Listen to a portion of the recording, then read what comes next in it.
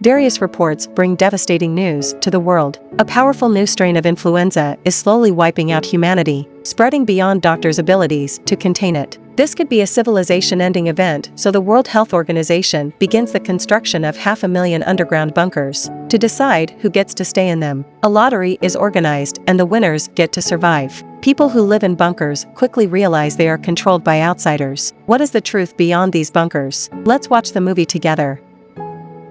6 years later, these winners are still living in these underground self-sustaining bunkers. There is one person per bunker, and their only method of communication is a computer that allows them to video chat in groups of up to 7 people. Their food is provided in the form of a shake powder full of nutrients. An artificial day/night cycle keeps their sleeping patterns normal, and a rowing machine serves as both a method to exercise and a way to provide energy to the bunker. Today, a group of 7 refugees that has been keeping each other company for the last few years is having a disagreement. Orlando has confessed to having been a serial killer before the pandemic, and the others are disgusted by him, admitting that he's never quite fit in. Instead of feeling shame though, Orlando keeps making fun of them and taunting them, like reminding Atlanta that her children are probably dead out there. This definitely crosses a line, so the group leader Boston proposes to vote Orlando out of the communication group. It's a hard decision because once you kick someone out you can't add them back later.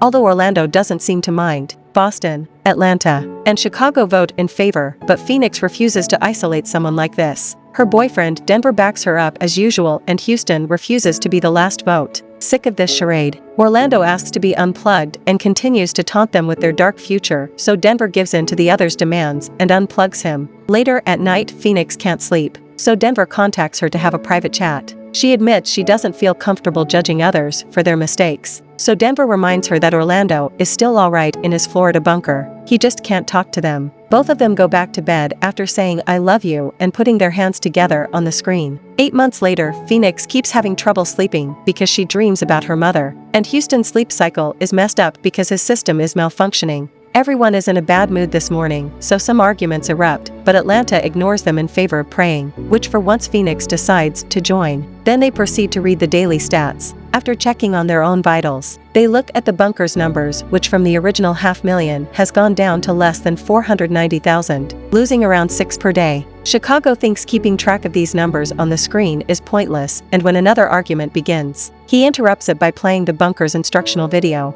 The person teaching them how to use the bunker is Nadine, the original designer, but nobody is paying attention to her today because they've already watched this video 1,000 times. That night, Phoenix and Denver appear on each other's screens next to the beds and practice using their real names instead of their location before going to sleep. The next morning, everyone's stats screens begin malfunctioning before they completely shut down. Houston's sleep cycle program is glitching as well, and Phoenix wonders if they broke something when they banned Orlando. The others don't agree they should bring him back, and Denver doesn't think he can even do that anyway. So Phoenix gets upset because he won't even try and decides to ignore her friends for now. Worried, Denver contacts her privately and reminds her that he only wants to help. So Phoenix finally opens up and tells him her story. Her mother died way before the pandemic arrived, and Phoenix was in prison when she won the lottery. She never met her dad because he died when she was young, so her mother raised her alone. But that also meant Phoenix didn't see her much because she had to work. As a lonely teenager, Phoenix started to hang out with a bad crowd and got into illegal substances, which made her lie and steal a lot. She ran away when she was 17, but when she returned she never stopped. One night she was feeling intoxicated and paranoid, thinking her mother had stolen her stash, so she grabbed a knife from the kitchen and killed her, only to later find her stash in her room where she left it.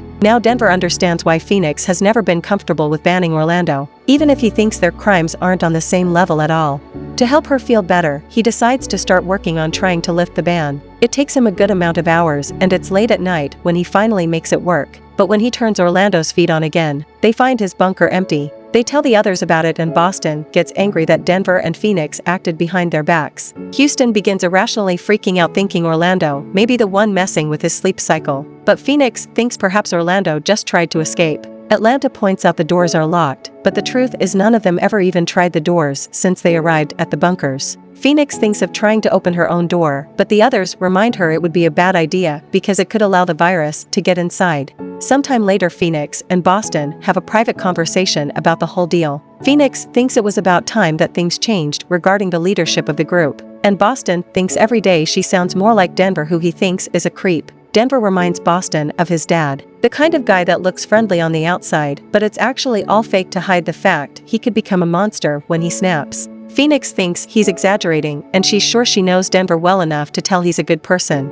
However, after the conversation is over, she still feels a bit insecure, so she replays a few old videos of her and Denver having a good time together. Rewatching these private videos makes Phoenix wonder if Orlando had some recordings of his own too, so she asks Denver to try to access them. Denver does so, and the first few logs he finds are normal, just Orlando going through his daily routine. The last one, though, is pretty chilling. Orlando is exercising, but suddenly the screen is filled with static and Orlando can be heard screaming, "Leave me alone." When the static goes away and his bunker appears again, the place is empty and the door is open. The video is 5 hours long, so Denver fast forwards to the end only to watch the door get closed. When they tell the others about this, a paranoid Houston begins rambling about Orlando being a mastermind that sent them to the bunkers while lying about the pandemic. Boston considers the possibility of the video being fake, which doesn't make sense. So while everyone argues, Phoenix proposes they should try to escape, because obviously the bunkers aren't safe anymore. As always, Boston wants them to vote on it, but Houston isn't sane, so Atlanta thinks this isn't the time to make any decisions. Later that night, Phoenix begins examining every corner of the bunker more closely and finds a small panel on the wall that she tries to remove.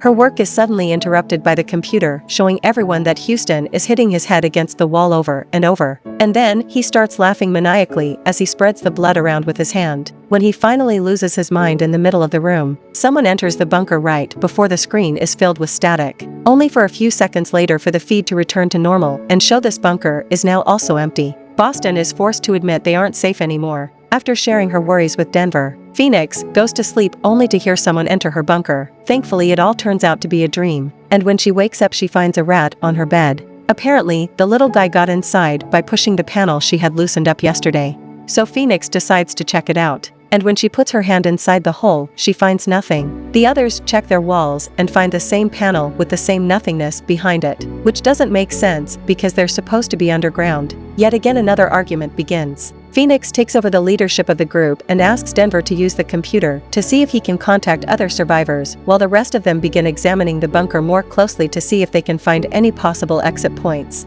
Chicago, however, thinks they should do nothing and wait it out, so he doesn't join the search. Nobody can find any clues, so Atlanta decides to take the risk and break the pipe that provides the shake powder to see where it leads. Just like it happened with the panel though, she finds absolutely nothing behind the hole on the wall, just a huge empty space. At that moment her screen begins filling with static as someone enters her bunker, and the same thing happens after a few seconds. The screen returns to normal and Atlanta is gone. Not being able to take this anymore, Chicago takes his blanket away, revealing all the shake powder he's been hiding in order to starve himself. Then he hangs the blanket on a pipe and uses it to end things for himself, leaving only Phoenix, Denver, and Boston left. After taking a moment to put themselves together, Denver shares what he's found while looking around in the system. He's managed to access other people's logs outside their group, although it's just video with no audio. Most of them seem to be fine, but there is also a lot of death from people who, like Chicago, couldn't take the confinement anymore. The most shocking news, however, is the fact Denver only could find 1,000 feeds, not 500,000, which means there are only 1,000 bunkers and they've been lied to. Phoenix decides she wants to get out of there on her own terms instead of being abducted, and she has an idea. They can use the broken panels to cut the door wires, even if this could possibly leave them without food and oxygen. After she and Denver agree on a place to meet if they manage to get out, Boston asks for one last vote for the sake of tradition. Now they're ready. The three of them cut the wires, simultaneously activating an alarm, but also getting to open the doors. The stairs outside take them nowhere, and for a moment they think they're trapped until they realize the wall with the stairs is also a door. When they open it, they come out into the same corridor because they've been inside the same building all along. After Phoenix and Denver kiss for the first time, the trio starts investigating the place, discovering each door takes them to the different bunkers, which have always been next to each other. Eventually they find a door that takes them to the roof of the building, and there they discover they're in a city that is functioning normally as if a pandemic had never happened. There are also two guards blocking the only exit, so Boston distracts them to give his friends a chance to escape. Phoenix wants answers though, so she and Denver enter a different part of the building filled with offices. When they find one that has a bunch of paperwork in it, Phoenix begins looking through it and Denver finds a board with their group's pictures, showing them as convicts. That's how they're suddenly found by Nadine, who points a gun at them to keep them under control, because she knows Denver is extremely dangerous. Phoenix demands an explanation, so Nadine admits this is an experiment and they're still in prison. The pandemic had been a lie. The news coverage they saw on TV was paid actors, and they moved the prisoners from their jails to the bunkers by slipping sedatives into their food. The reason why they've been removing the people from their bunkers is that they're shutting down the experiment. A consequence of the video showing the group banning Orlando getting leaked on the internet and reaching the national news. People were furious that these prisoners have been treated so nicely and with so much freedom. So the government heard their pleas, and now soon everyone will be sent back to regular prison. Denver begins insulting Nadine for her lies, and Nadine in turn calls him her one mistake. Each prisoner was chosen according to an evaluation program that indicated it would be unlikely for them to reveal their stories. So Nadine could study how each of them created new identities to fit into the assigned group. Phoenix wants to know what her friends really are, so Nadine begins explaining. Orlando was a career criminal, in and out of prison all his life, and he had already confessed his murders. Houston was in a gang and responsible for 20 murders. Atlanta suffered postpartum depression and she drowned her daughters. Chicago was an addict and a street worker. He murdered many of his clients to rob them. Boston robbed a bank with his 2 brothers, then murdered both to keep all the cash for himself. Lastly, Denver stalked and killed 11 women that he met on dating websites. Phoenix is disgusted by all this, but Nadine insists she did a good thing by giving them a better life than prison and a chance to put their pasts behind them, creating something new. Suddenly more guards arrive and taste them both. So Phoenix wakes up later in her bunker.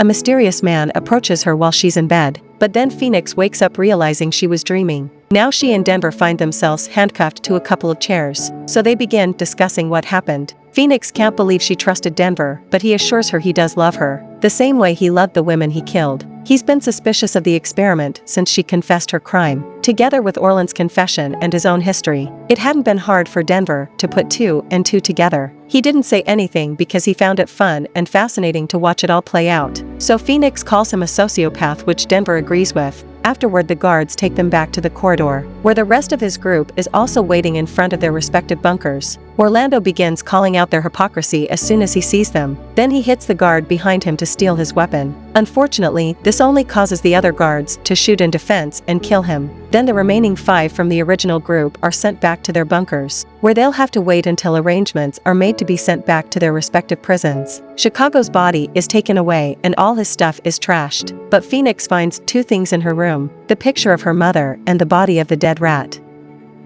The movie ends here. Goodbye and see you again.